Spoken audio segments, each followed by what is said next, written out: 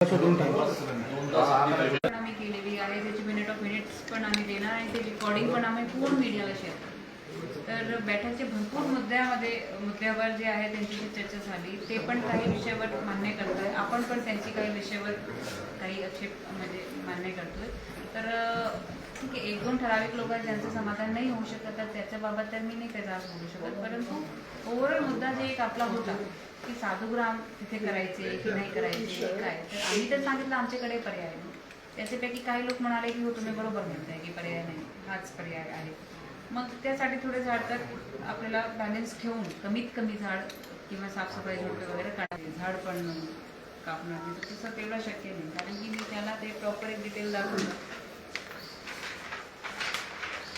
हा लेआउट आहे, मागच्या वेळेसचा पण हा लेआउट होता त्याच एरियाचा, आता यावर्षी पण आपण लेआउट करतो, इथे आपण प्लॉट करतो. ते प्लॉट्समध्ये मागच्या वेळेस एक मोठा प्लॉट असा हा पण एक मिळून टोटल आणि हा पण एक मिळून असे 3 जर्मन शेड 3 आखाड्यासाठी केले होते.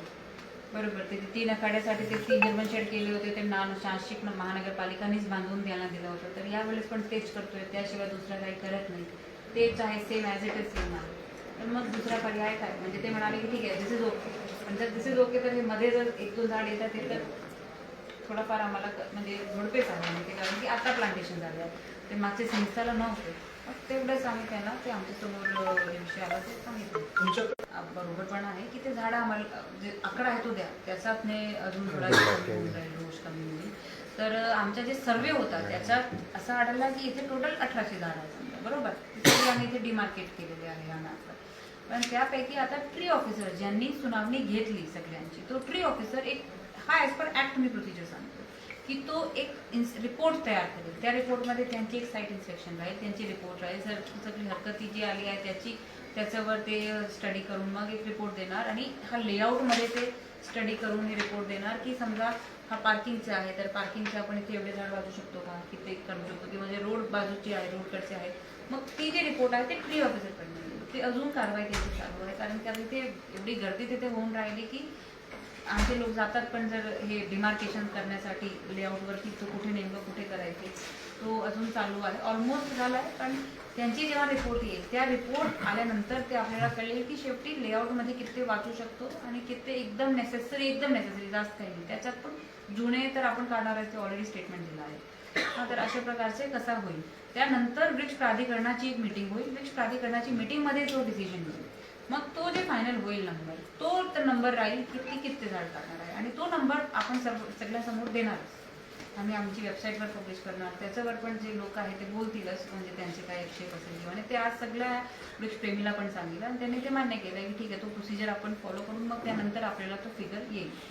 प्रदर्शन केंद्र उभारलं जाणार होतं, ते प्रदर्शन केंद्र उभारण्याबाबत मंत्री महोदयांनी 2 दिवसांपूर्वी नाशिकमध्ये सांगितलं की तो सदरचा जो कॉन्ट्रॅक्ट हे आहे रद्द करण्याबाबतचा त्यांनी हे केलं की आम्ही ही रद्द करतोय जर नाशिककरांचा विरोध असेल तर. मात्र ऑनलाईन अद्यापही पोर्टलवरती त्याचं नोटिफिकेशन दिसतंय, ती निविदा दिसतीये. पण या सगळ्यामध्ये पालिकेची भूमिका नेमकी काय, ती निविदा रद्द होणार आहे, ते काम थांबणार आहे की ते सुरू राहणार आहे? विषय काय आहे ना, आपण आता जसं इथे जे 3 आपल्याला हे शेड उभारायचे 1, 2, 3 आखाड्यांचे जर्मन शेड, यासाठी मागच्या वेळेस हा आहे की तो आहे, तो आपण सध्या काय करत नाही, तो चालू आहे, म्हणजे की तो वेबसाईटवर आहे, कारण की ते ऑलरेडी अपलोड केला गेलेला आहे. त्याचा आता वेळ संपून जाईल, तो आपोआप आपण म्हणजे ते बघणार, पण तो विषय याच्याशी निगडीत नाही आहे. आणि माननीय मंत्री साहेबांनी जे निर्देश दिले त्यांच्यासोबत तर आम्ही आता एक बैठक म्हणजे ते बोलतीलच, मग त्याचा जे काही निर्णय होतो ते आपल्याला काही अडचण नाही. कन्फ्युजन असं आहे मॅडम की गेल्या वेळी जे होतं ते तात्पुरत्या स्वरूपात होतं, तेवढ्या वर्षभरासाठी होतं. हे 32 वर्षासाठी तुम्ही एका कंपनीला देत आहे, 33 वर्षासाठी, नंतर अशा पद्धतीने.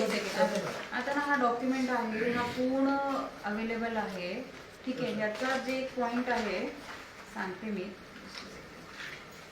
की पूर्ण 32 वर्ष जरी आम्ही काढलं, म्हणजे आता पहिला मुद्दा की आपण करणार की नाही तो तर वेगळा विषय, जर म्हणजे नाही करायचे असेल तर तो वेगळा विषय आहे.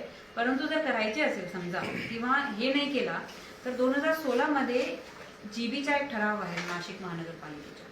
त्या जीबीच्या ठरावामध्ये स्पष्ट म्हटलं आहे की ही जी जागा आहे ही तुम्ही खरेदी करून आपण ताब्यात घेतली आहे. ही जागाचं संरक्षण करण्यासाठी इथे रिक्रिएशन सेंटर, इथे मेला सेंटर, इथे काही ॲडव्हेंचर पार्क अशी सारखी सुविधा उभारावी, आणि मग ते 11 वर्ष ते वापरावी. त्याच्यात उत्पन्न मिळेल महानगरपालिका.